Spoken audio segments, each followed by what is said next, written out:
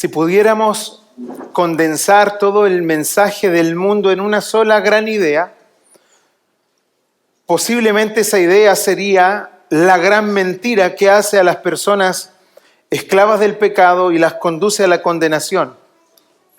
Todos los pensamientos que tengan su origen ajeno a la persona de Cristo y al Evangelio van a servir de una u otra manera al propósito que tiene el enemigo de nuestras almas.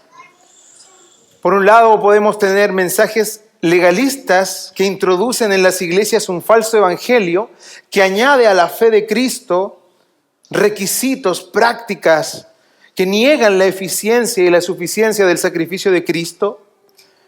Tristemente es común hoy en día ver iglesias autodenominadas cristianas evangélicas en las que le hacen un espacio a ciertos artículos que ellos tratan de imitar del Antiguo Testamento y se los van pasando de casa en casa y guardan un espacio para él.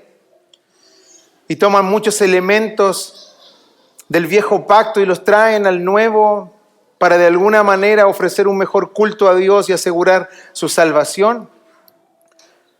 Y por otro lado, mientras en las iglesias vemos la introducción de estos falsos mensajes, vemos en el mundo filosofías y pensamientos humanos que hacen a un lado totalmente la necesidad de Cristo para que el hombre sin Cristo alcance plenitud y propósito en esta vida.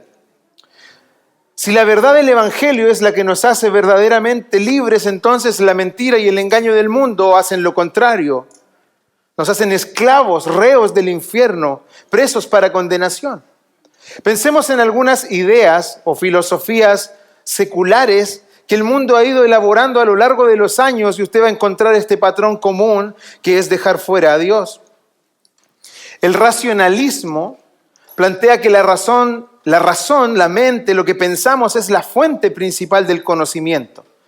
El empirismo enseña que el conocimiento viene de experiencias sensoriales. El idealismo, que la realidad es en gran parte una construcción de la mente humana. El materialismo, el ateísmo científico que tuvo un auge en los tiempos de Marx, plantearon una fuerte postura antirreligiosa que propagó esta idea que aún existe el día de hoy, que es que la religión es el opio del pueblo, es el suspiro de la criatura oprimida. Y una de las figuras más descaradas que encarnan las filosofías de este mundo, que plantó el existencialismo ateo, fue el famoso Friedrich Nietzsche, el cual dijo una frase muy categórica que definiría su filosofía y es esta: Dios ha muerto. Él promovió la idea de que la vida no tiene propósito ni un significado objetivo, que la moralidad cristiana debe ser superada por una nueva ética basada en la voluntad del poder.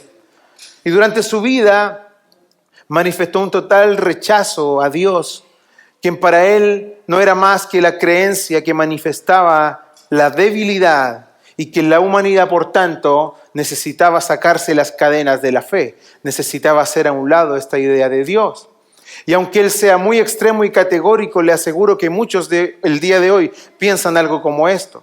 Y cuando lo ve usted aferrado a su fe, ellos dicen: muy lindo, muy respetable, dale nomás porque eso te ayuda. Yo eso no lo necesito. Pero si a ti te ayuda, excelente. Están tomando la misma postura, solamente de una manera vistosamente más amigable. Las filosofías humanas y las doctrinas que niegan la suficiencia total de la obra de Cristo, lamentablemente siguen tomando espacio el día de hoy, aún dentro de las iglesias evangélicas. Iglesias algunas que se vuelven legalistas, que importan, como yo les decía, un gran paquete de prácticas y observan leyes del Antiguo Testamento y las traen el día de hoy. Siempre me acuerdo una vez escuchando a alguna falsa de estas profetas muy reconocida, decía que la hoja que separaba el Antiguo del Nuevo Testamento era una hoja que el diablo había puesto allí porque era todo exactamente lo mismo.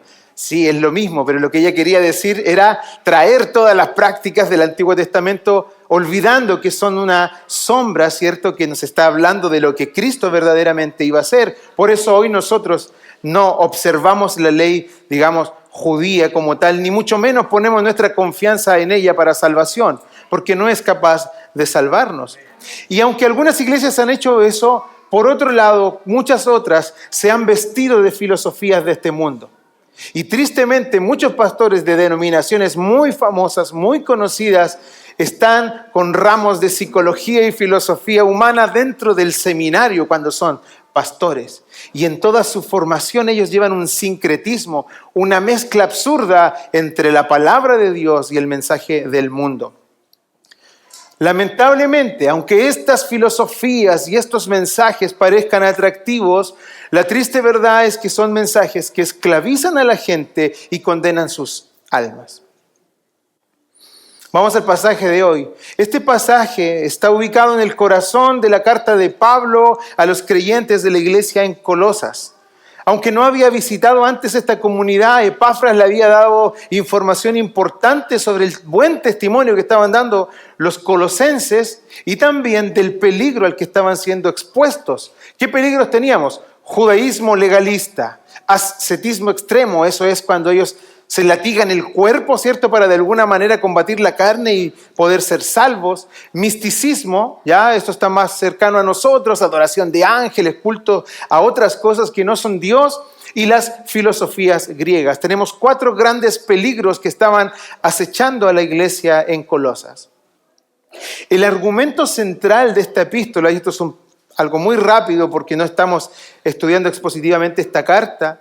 El argumento central de esta epístola está en la persona y obra de Cristo, a quien el mismo Pablo señala en el capítulo 3, versículo 11, como el todo en todos.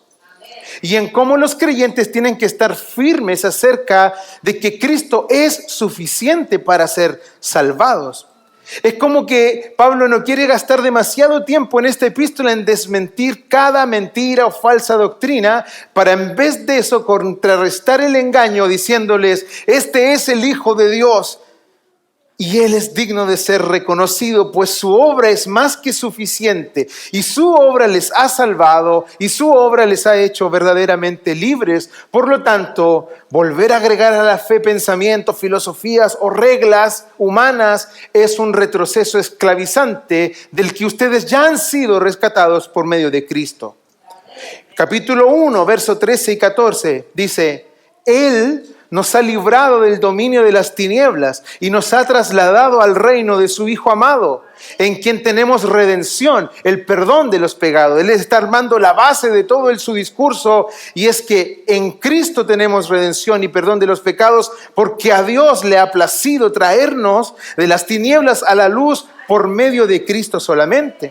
Y luego, capítulo 2, 16, 17, más adelante de lo que iremos hoy, les dice, por tanto, que nadie los juzgue en comida o en bebida, en cuanto a días de fiesta, a luna nueva, a días de reposo, todo lo cual es sombra de lo que ha de venir, pero el cuerpo es de Cristo. Entonces Pablo aquí expresa un deseo, y yo mirando la epístola lo veo así. Él quiere que sean consolados, que estén unidos, que conozcan y entiendan con claridad los misterios de Dios en Cristo, que no se dejen engañar y que vivan de acuerdo a esta identidad de estas personas verdaderamente libres por medio de la palabra del Evangelio.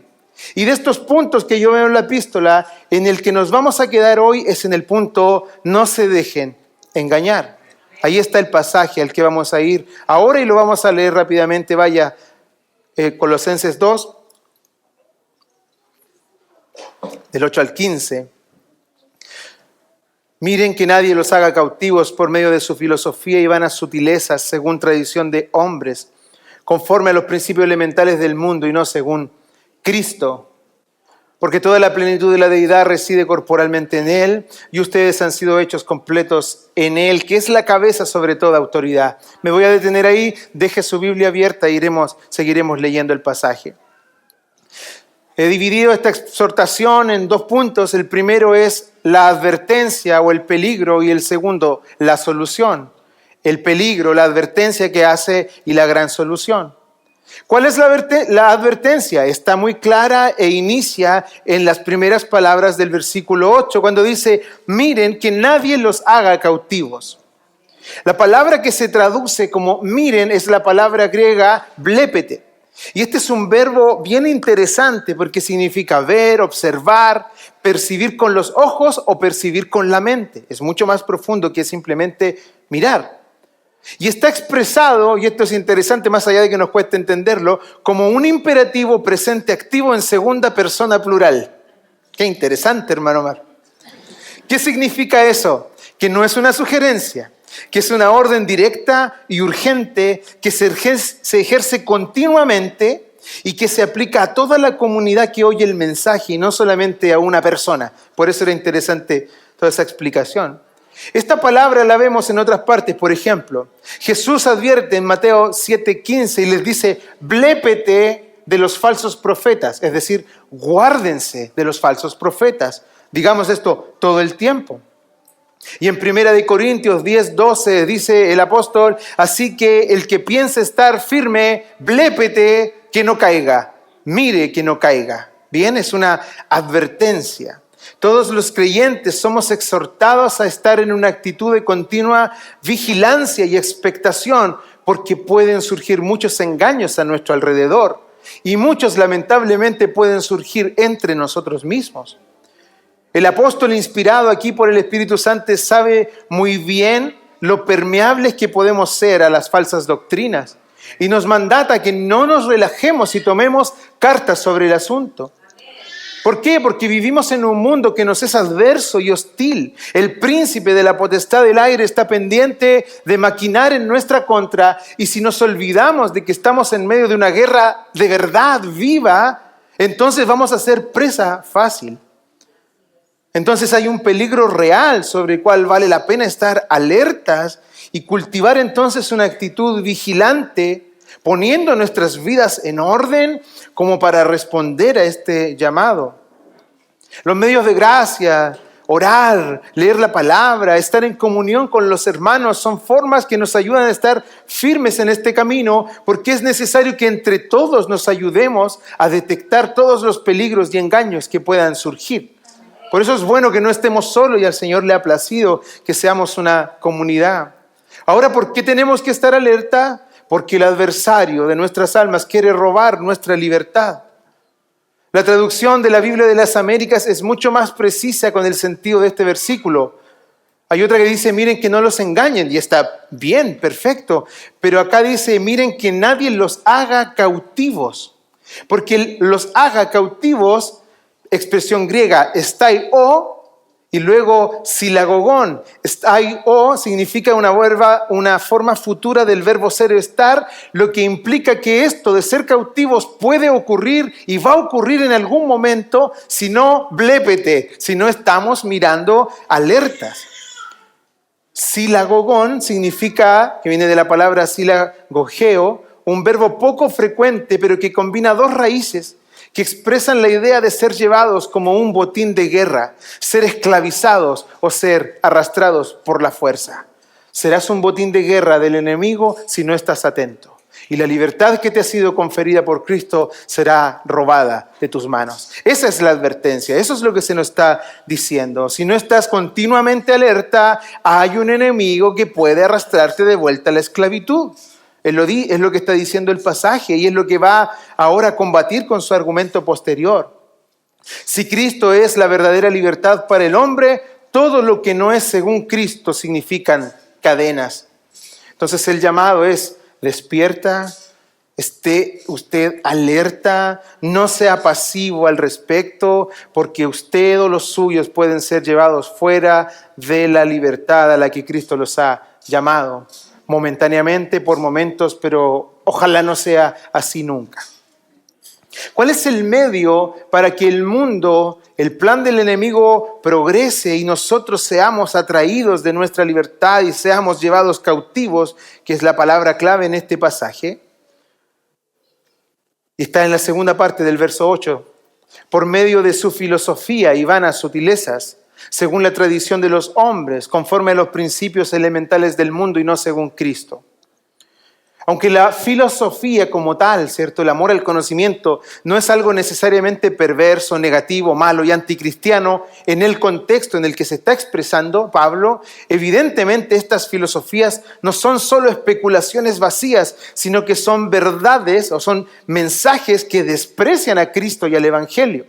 Por eso está asociada la palabra filosofía a vanas o huecas sutilezas, lo que da cuenta de que estas doctrinas de pensamiento humano no son más que una vistosa cáscara que por fuera se ve muy gigante, muy llamativa, muy grande, de mucha gloria, pero que por dentro no tiene un contenido real.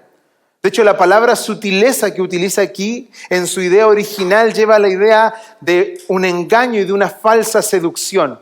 Es decir, una hueca sutileza de lo que te está diciendo es, se ve muy bien, te atrae, por fuera parece que funciona, parece que esto va a enriquecer tu evangelio, parece que te va a hacer un mejor cristiano, parece que te va a ayudar a combatir los apetitos de la carne, pero cuando estás en ella te atrapa, te saca de Cristo, te saca de la libertad que Cristo te ha dado, te ha seducido con falsedad para arrastrarte y llevarte cautivo.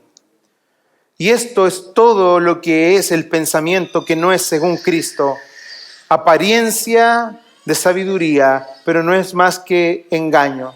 Es solo cosa de pensar para lo que hemos estudiado un poco de lo que es la psicología, que se nos enseña que es una ciencia, pero la verdad es que si miras sus numerosas escuelas de pensamiento, vas a encontrar cómo se contradicen abiertamente una tras otra, y no en cuestiones secundarias, sino en cosas tan trascendentales como la naturaleza humana, el origen de los problemas mentales y las formas de tratarlos. Se contradicen unos con otros.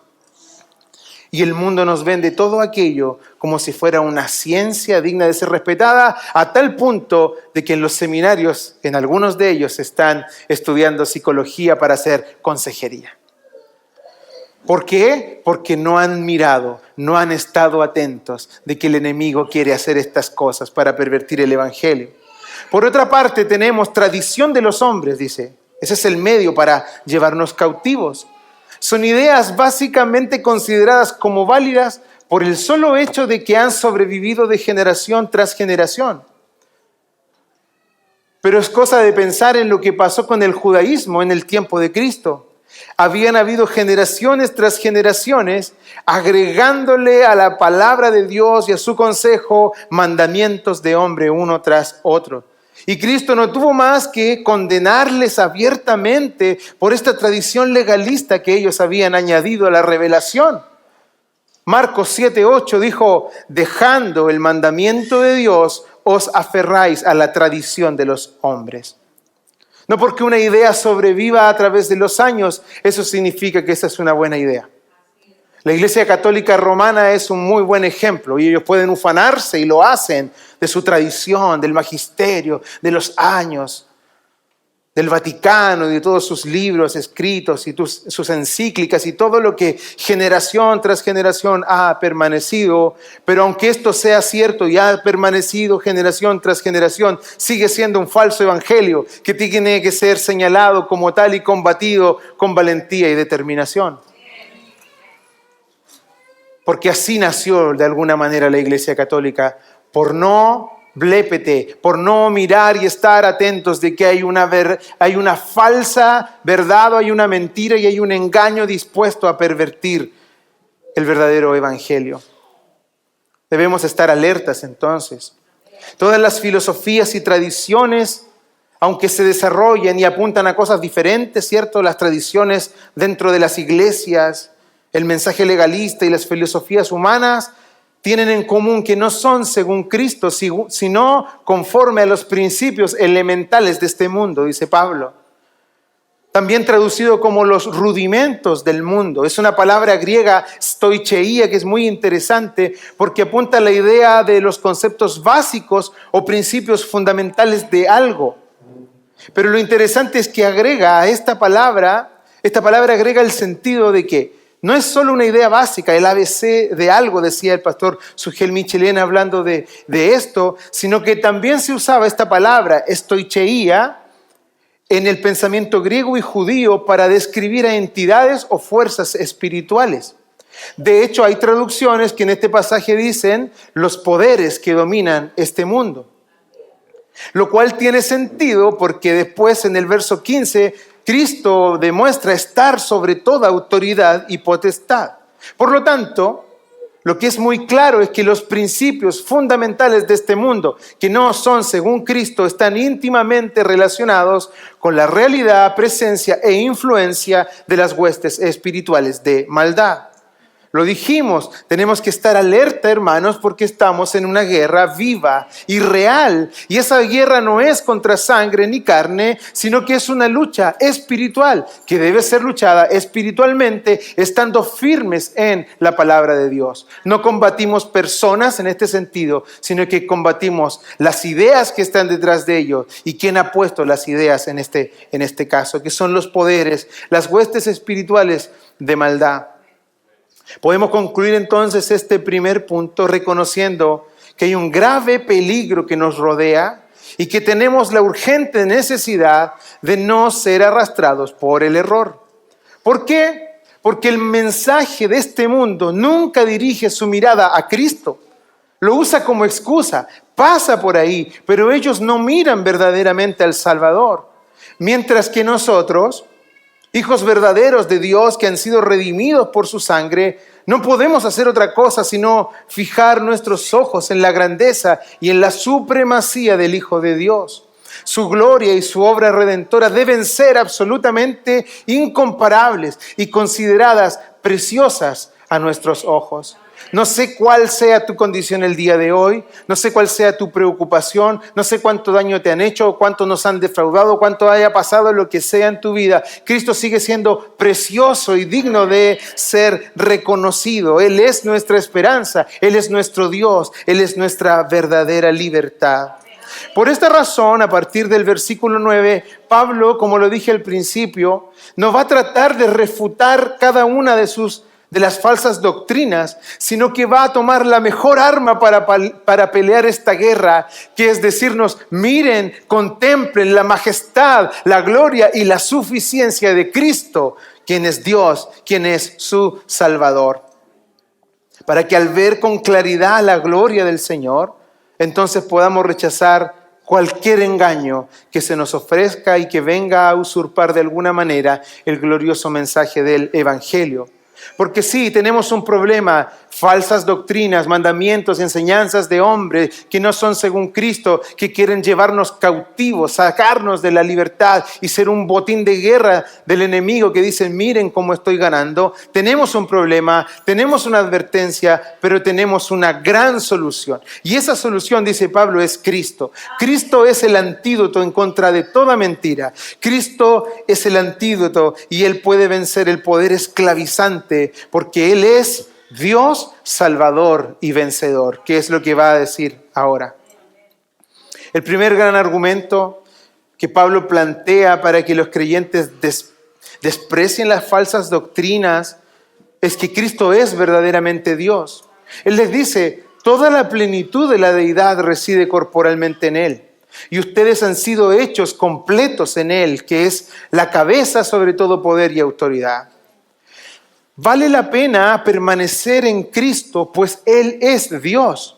Aquí Pablo establece sin lugar a dudas, con toda certeza, que Jesucristo, el Señor, es verdadera y plenamente Dios. Su declaración no deja espacio a ningún tipo de especulación. Aún así hubieron muchas especulaciones y las hay hasta el día de hoy. Si era o no era Dios, o cómo podía ser hombre y Dios al mismo tiempo, y buscan explicaciones falaces y mentirosas. Pero Él no deja lugar a dudas, y esto forma parte central de toda nuestra doctrina cristiana, que Cristo es Dios, que Cristo es igual a Dios, que Cristo no es en ninguna medida menor a Dios en nada, porque absolutamente toda la plenitud de lo que Dios es está presente en el Hijo de Dios, en Jesucristo. Y esta idea jamás se podría aplicar ni al más santo de los ángeles, ni al mejor, ni al más santo de los hombres que hayan nacido en esta tierra. Esta idea solamente se puede aplicar a Cristo, quien es plenamente Dios, y cuya posición, dice Pablo, es suprema, es de suprema exaltación. No hay autoridad en este mundo, ya sea en el mundo material como en el mundo espiritual, que no esté, escuche bien, totalmente sujeta al gobierno y designio soberano del Hijo de Dios. Nada, ningún poder, ninguna autoridad puede mover una coma de algo, ¿cierto? Soplar una piedrita si Cristo, el Señor, no se lo permite. Él es soberano sobre todo poder y sobre toda autoridad. ¿Por qué Pablo hace este énfasis? Veo dos razones. Primero, para establecer esta diferencia tajante entre el mundo con su mensaje engañoso y de aparente autoridad y Cristo, cuyo mensaje es la verdad y que posee total y absoluta autoridad y poder. Ellos piensan tener poder, ellos piensan tener autoridad, pero no la tienen. Cristo es en sí mismo el poder y la autoridad. Y segundo, para recordarles a los creyentes que este Dios, hecho hombre, no solo es el supremo creador y señor del universo, escuche esto, sino que Él mismo es la plenitud que llena y satisface las vidas de sus hijos. Esa es una hermosa, inmediata aplicación que Pablo ofrece a los creyentes en Colosas. Ellos no deben olvidar ni reemplazar el mensaje del Evangelio por ningún otro sustituto, no solo por la superioridad del mensaje en sí mismo, sino principalmente por razón de la preciosa persona que es la dueña de este mensaje.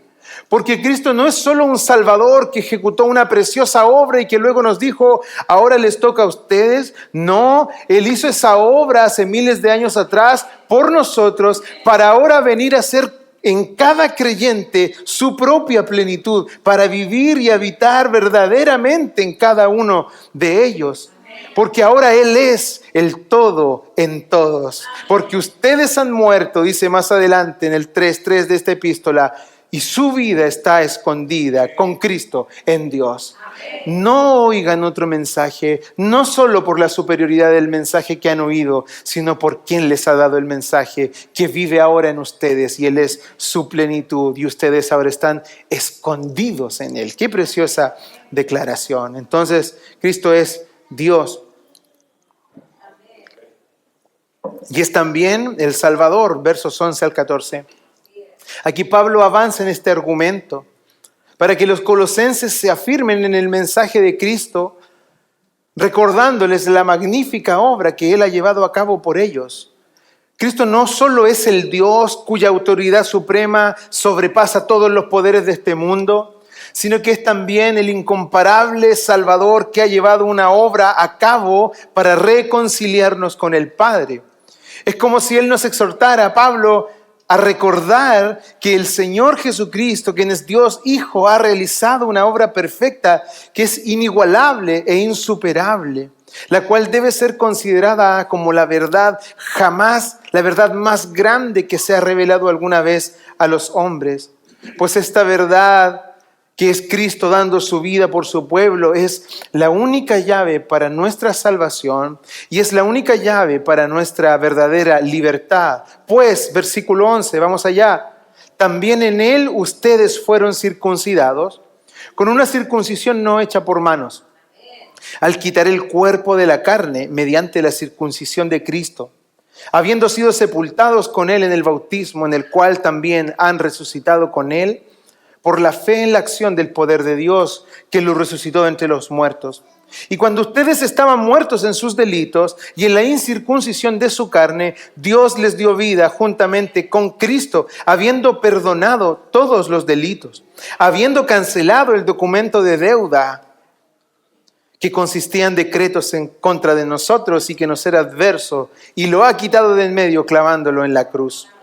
Toda religión y pensamiento humano siempre conduce a diferentes formas de autojustificarse, de autosalvarse.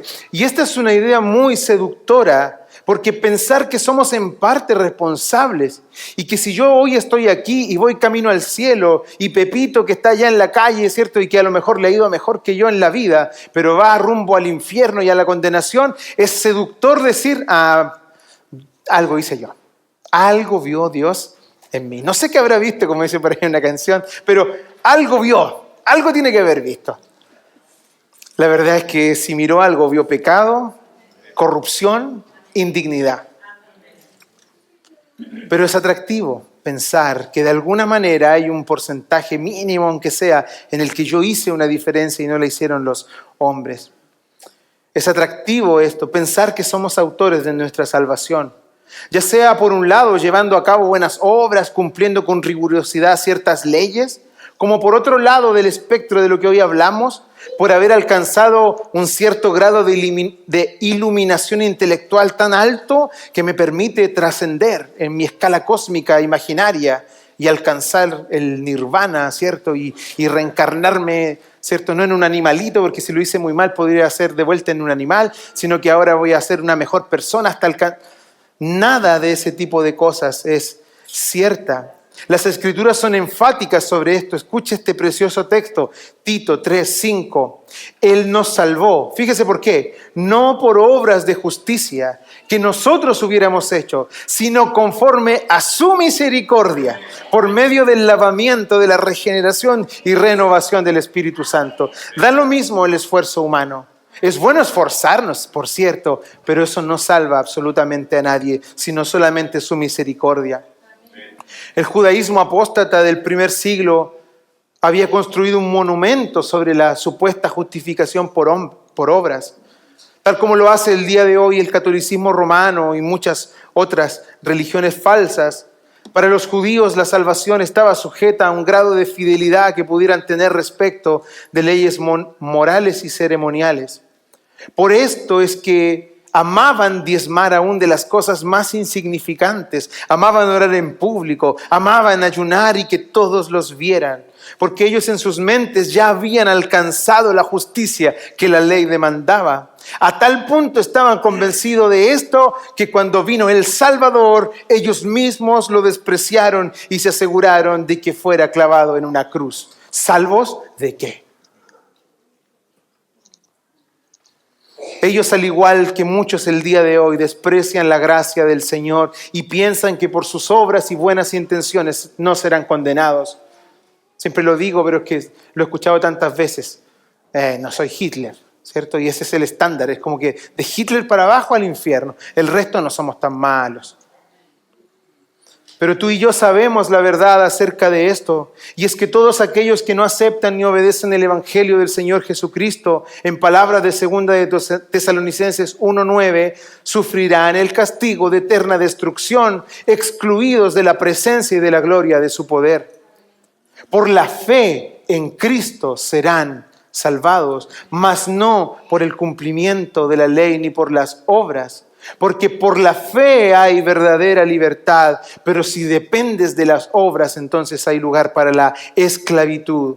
Por eso decimos, gloria al Señor Jesucristo, pues Cristo es el Salvador y Cristo es mi Salvador. Nuestra realidad antes de que Él hiciera su obra por nosotros es que vivíamos completamente al servicio de nuestra carne, del mundo y del pecado. Íbamos camino a la condenación eterna a paso firme. La muerte era nuestro destino porque todos mis delitos y tus delitos y pecados les eran manifiestos y repugnantes al Padre. Por lo que había un documento que se había decretado sobre tu culpa y mi culpa estaba escrito y firmado en tu contra para que el día que Dios lo dijera, tus ojos se cerraran aquí y pasara esa eterna condenación. No había esperanza para nosotros de salvación. Sin embargo, Cristo apareció en medio. Él fue quien quitó, según las palabras de Pablo, de nosotros el cuerpo de la carne. Es decir, esta irremediable condición en la que nuestra voluntad es completa esclava del pecado. Y Él hizo esto no por medio de un rito externo, no porque tú hayas sido circuncidado, no porque hayas sido bautizado, no porque hoy día hayas venido a la iglesia, sino solamente porque Él obró una profunda transformación en tu corazón, haciéndote ahora una verdadera nueva criatura, capacitada para servir a Dios, llevar fruto, glorificar su nombre y desde ahora en adelante permitirte deleitarte en Él. Y por eso tú quieres ir al cielo, para deleitarte en Cristo. Qué gran diferencia con aquellos que no han sido salvados. ¿Quieren ir al cielo? Sí. Si está Cristo o no, no les importa. Ellos solo quieren salir de cualquier castigo y estar en un lugar interesante, bonito. Nosotros, los hijos de Dios, queremos estar en el cielo porque Cristo está en el cielo esperándonos. Y Él fue quien quitó de nosotros el cuerpo de la carne. Unidos a Él, que es lo mismo que decir bautizados en su muerte y su humillación, unidos a Él también seremos vivificados por el poder de Dios. Jesucristo entregó su vida como la ofrenda perfecta, una ofrenda tan perfecta que el Padre la aceptó con agrado y lo resucitó de entre los muertos. Y si tú y yo creemos y hemos creído en Él, este mensaje, ya hemos resucitado a vida eterna. Y aunque nuestro cuerpo va a morir, ¿cierto? Y va a padecer, nuestro espíritu no verá corrupción, sino que simplemente será elevado de vuelta al Padre. Por tanto, y vuelvo a lo que estamos hablando, no oigan al mensaje del mundo en ninguna de sus formas. Por un lado, no se dejen seducir por esta apariencia de sabiduría, como tampoco los oigan cuando les quieran acusar de algo. Ustedes son los salvos siempre salvos, ustedes creen en la pura gracia, entonces ahora ustedes se van a deleitar en pecado, así que pueden hacer...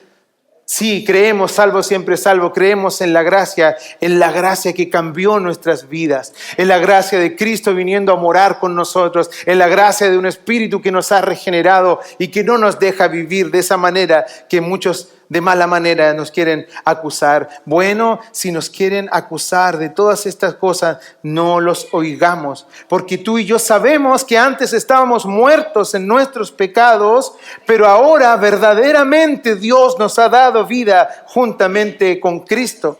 Y a través de nuestra fe en Él, nuestros delitos han sido perdonados, nuestros pecados han sido borrados.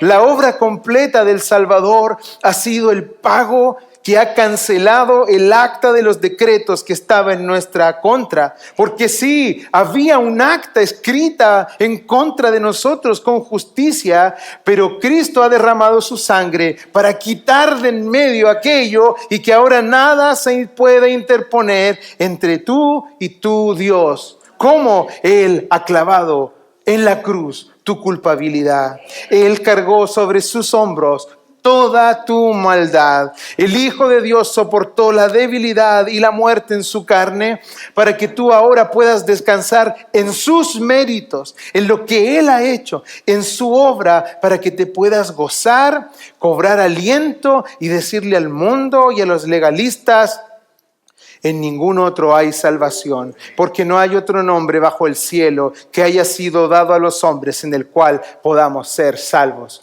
Solamente Cristo. Cuando termina tu día, y esto fue algo que escuché hace muchos años y siempre me hizo mucho sentido, termina tu día y tu día termina mal, no fuiste el cristiano que debías ser, no obraste de grandes maneras, pecaste, sí, le pediste perdón al Señor y te acuestas triste, no hubo demasiada doxología en tus labios, ya mañana será mejor.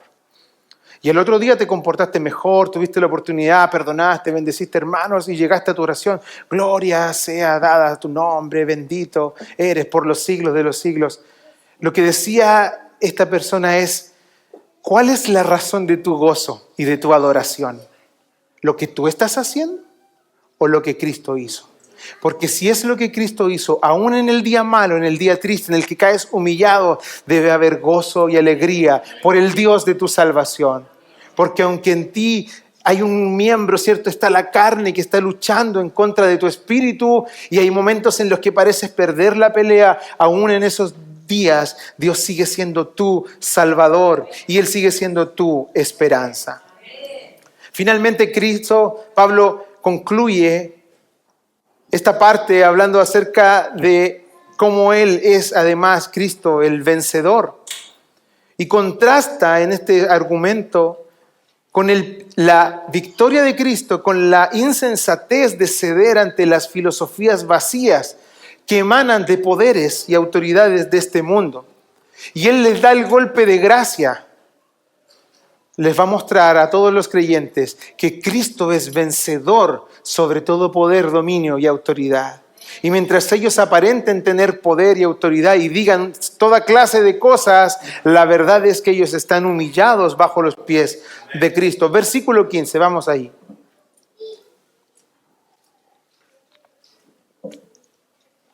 Y habiendo despojado a los poderes y autoridades, y esta frase es espléndida, hizo de ellos un espectáculo público, triunfando sobre ellos por medio de él.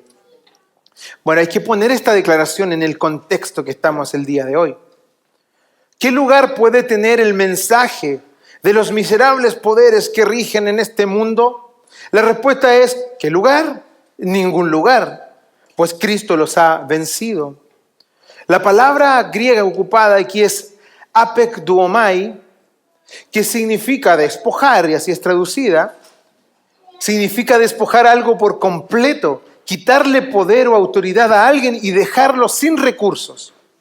Entonces Cristo literalmente en la cruz dejó desarmado a Satanás. Los creyentes no pueden ser vencidos por ninguno de los poderes de este mundo, pues Cristo está con ellos y de Cristo es la victoria. Y entonces la victoria les pertenece porque están unidos a Cristo. Y como dijimos antes, bien sean autoridades espirituales, como gobernantes humanos, todos aquellos que son impulsados por la mentira, están bajo los pies de Cristo. Todos estos seres, por mucho poder que puedan aparentar tener, han sucumbido bajo la autoridad del Hijo de Dios. No solo fueron derrotados, no solo fueron despojados de poder, sino que fueron humillados, siendo exhibidos ante el universo entero como los perdedores que son. Y ojo, esto es también maravilloso. No fueron destruidos ni derrotados por milicias. Cristo no mandó a llamar millares de ángeles que se pusieron todos a pelear en una gran batalla cósmica vistosa, golpes de un lado, del otro. Ellos fueron destruidos cuando el Hijo de Dios, en su encarnación, obedeció humilde y murió en la cruz.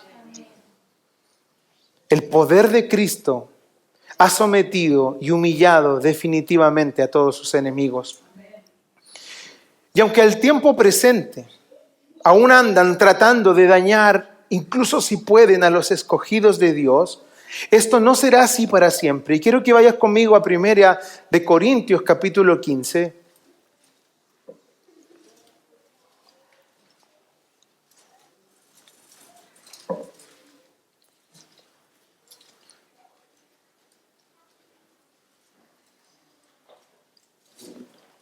Vaya el versículo 25, 26. Porque Cristo debe reinar hasta que haya puesto a todos sus enemigos debajo de sus pies. Y el último enemigo que será eliminado es la muerte.